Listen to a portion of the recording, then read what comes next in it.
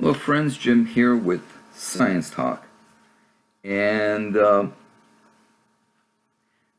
this study that I'm going to share with you deals with what's happening in the Arctic when you have early rain. So as the Arctic is warming, and we know the Arctic is the region on the planet warming most dramatically, what does early rain mean in terms of the ground? Well, the summation is get more methane. So as spring moves along, so does the rain that warms the permafrost, because rainwater coming down is warmer than snow, obviously.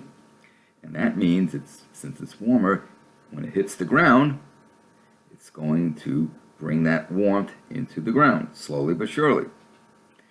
And if we're talking about permafrost, it can help accelerate the thawing of the permafrost, which then releases more methane.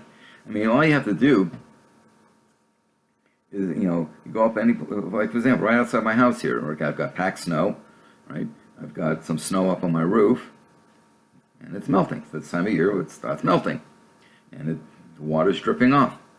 I have a metal roof, so where I have snow blocks, like over the doors, so if the snow decides to come off the roof, which it does, it won't do it right over a door and clean my head off. You get your head taken off. So I have snow stops the snow stop holds back the snow, and it melts. And what's interesting is that when it holds back the snow, it actually forms like a cone behind it, so that it's not just a straight line directly up past the snow stop, but kind of goes off at an angle. So it could be dripping way over here, which is away from the door. Well, I watch every year as water drips off the roof and it hits the snowpack. I literally watch the water drill holes in the snowpack, right down to the ground. I see this every year. That's kind of what they're getting at with this here. So what's happening is that researchers who monitored a bog in Alaska for 3 years, okay, and a bog in the Alaskan permafrost, have identified yet another instance of what engineers call positive feedback. I've discussed this with you guys countless times before. They found that global warming means earlier springs, and with that, earlier spring rains. As a consequence, the influx of warm water on what had been previously frozen ground set off a biological frenzy that sent methane emissions skyrocketing, just spiked. One stretch of wetland in a forest of black spruce are notoriously found in permafrost, and a black spruce has a very, very slow growth rate because of the acidic soil, very little nutrients in the soil, so that a black spruce that might be 5 or 6 feet in height could easily be a century old. And we're talking, a diameter of about 2 inches, 5 centimeters, right? So they looked at this stretch of wetland in the forest, black spruce in the Alaskan interior. That's kind of what we got here. And this little stretch here stepped up its emission of methane by 30%. And we hear people, I use natural gas to cook with. That's methane. Okay. And of course, we know methane gas is a gas that's a greenhouse gas that's at least 20 or 30 times more powerful than CO2. So, as a result of this finding, climate scientists may have to go back to, the carbon budget again, and rethink, redo, rework, remodel their calculations, basically on how fast the world will warm if humans continue their activities of burning fossil fuel. So the evidence so far comes from a detailed study of water, energy, carbon traffic from just one wetland, Okay, yes, one point does not make a trend, but still, you can now take this preliminary finding and expand it to other locales to either verify or refute. But if you go with the assumption that, well, if it's happening here, it's probably going to happen, same mechanism, further widespread, then you need to readjust the models. Now, climate researchers have long expressed concern about the integrity of the Northern Hemisphere permafrost and the vast stores of carbon that is preserved in the frozen soils. And as the ground thaws, then biological activity, namely bacteria, start doing their thing, and they metabolize, and methane is a byproduct of their metabolism.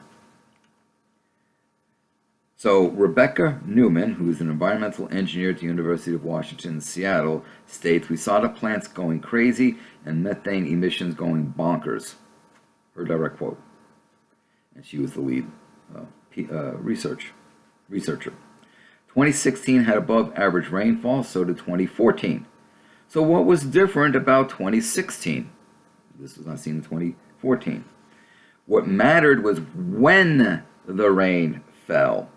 It fell earlier, when the ground was still colder than the air. The warmer water saturated the frozen forest, flowed into the bog, and created a local permafrost thaw in a noxic condition without oxygen. The subterranean microbial communities responded by converting the once frozen organic matter into methane. It's anoxic, right? You're going to convert it into methane. So, as we've seen the global average temperatures move up, scientists are more and more concerned about the state of the permafrost, where huge stores of carbon in semi-decayed plant material is stored. How many times have you heard me say that what keeps climate scientists up at night is the permafrost question? How much is there? What rate will it be released? And of course, the question then, does it get released quickly? A lot in a very short time, which could be very devastating, or does it happen at a slower rate? We don't know. But we're seeing indications that a lot of the release is happening quickly and at higher rates. It all comes down to the rate of change. You heard me say this countless times before. Spring has been arriving earlier everywhere in the Northern Hemisphere, including the Arctic, with unpredictable impacts on high latitude ecosystems. The permafrost itself has been identified as a vulnerable region, change in which could tip the planet into new and unpredictable climate regime. And geographers only this year have started to assess the direct hazard to the communities that live in the high latitudes as once solid ground turns to goo, is a scientific term, under their feet. Now, I just did a recent video where I talk about the effects of the thawing permafrost on communities that live in the circumpolar north. We tend to do our construction based on the assumption that the ground will remain solid and frozen from building our roads, our houses, and so on. If that ground starts to thaw, roads are going to start buckling, houses, buildings start crumbling. I'm seeing it with my own garage. I built it on a what's called a tailing pad, and the garage is sinking. Makes it harder and harder to open my damn garage doors. Okay. So, and of course, the other issue is that as we continue to exacerbate the situation, we have upset was basically an equilibrium state for the planet. And the planet is trying to find this new equilibrium state. But we keep exacerbating the situation, making it further unstable, so that the planet finds it more and more difficult to find this new equilibrium state. And this is how we start getting all these crazy situations that we're seeing. All the changes in the patterns, the wild swings, because the system has been so perturbed that we literally have unleashed chaos. So what is much more difficult to assess is how the steady loss of the permafrost, what that means in terms of the carbon cycling, the carbon budget, whether it be the rocks, the ocean, the atmosphere, living organisms, waterways. It's a very difficult question to get a handle on and to try and model it. So researchers are still, of course, trying to figure out each of these roles and try and put it all together in this big, huge carbon budget. They even now, of course, now is the role of the subterranean microbes. I did some videos discussing the role of bacteria in the permafrost issue. If you have a warmer world, you're going to have increased evaporation. Warmer air has a greater capacity to hold more moisture. Water vapor, right? Which means more precipitation. If it falls in spring, early summer, the research from one marshland in Alaska, bog really, seems to suggest more methane will escape into the atmosphere. The ability of rain to transport thermal energy into soils has been underappreciated, Dr. Newman said. Our study shows that by affecting soil temperature and methane emissions, rain can increase the ability of thawing permafrost to warm the climate. We found the answers to, why 2014, 2016 was different. It was when the rain fell, it was earlier. This is a 3-year study, 2016 to 2019. This research is in press. It has not been published yet, but it will be published soon. The journal remains to be determined. But this is an important finding and an important result for inclusion into the carbon budget considerations. So Dr. Newman has done some important work here, and I hope she continues this work and expand to other sites for either verification or perhaps a refutation. I think it will be the former.